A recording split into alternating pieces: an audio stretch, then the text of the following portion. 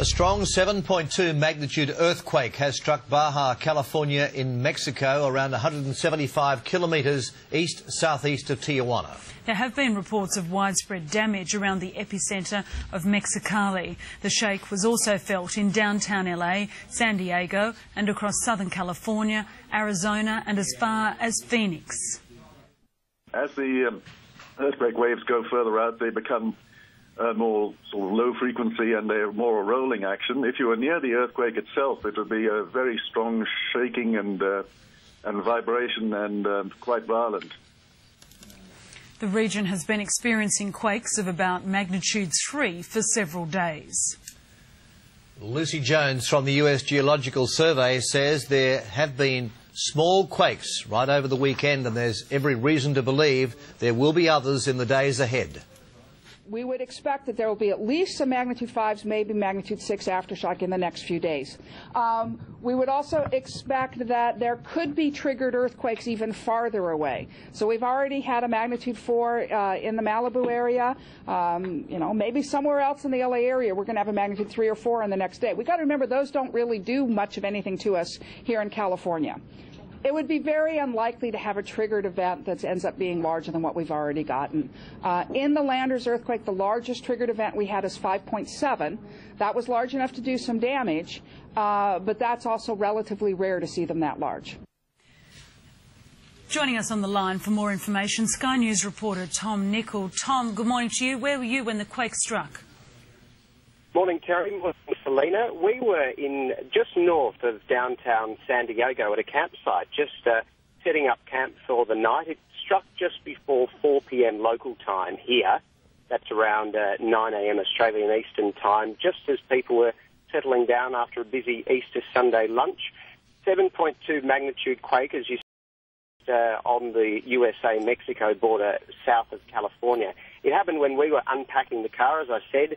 But we've also heard stories of people trapped in elevators in downtown LA, and the San Diego bridge was also briefly closed as a precaution.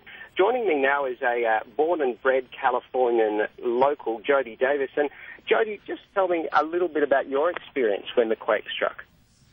We were sitting with friends around the campground, and we were quite startled when the earth started shaking because it was a slow rolling movement, and it continued for quite a while, and we were panicked because our children were not with us, and many of us started running through the campground looking for our children.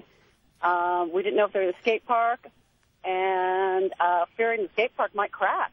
And Jody, you're a born and bred Californian local, experienced these quite often. I am. How did this one compare?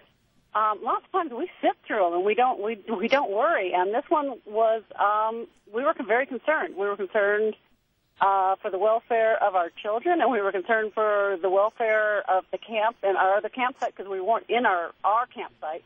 We were in a friend's campsite, and my campsite would happen to be by the pool, and the children and the people that were in the pool said there was at least a 10 to 12-inch wave. It looked like the wave had gone over the side of the pool, at least 3 feet over the side. And the children were crying and fairly hysterical. And they were all native Californians, most of them, in there. Well, Jody, thankfully everything is relatively back to normal now. Terry and Selena, as I packing the campsite, and we've just headed to a supermarket just close by, and we were just speaking to some of the workers there, and they've been cleaning up the aisles after food and whatever fell off the shelves. So I suppose it was a little chaotic for a moment, but all is thankfully back to normal now. Yeah, but Tom, the important thing is that there have been no reports of any major damage or any injuries.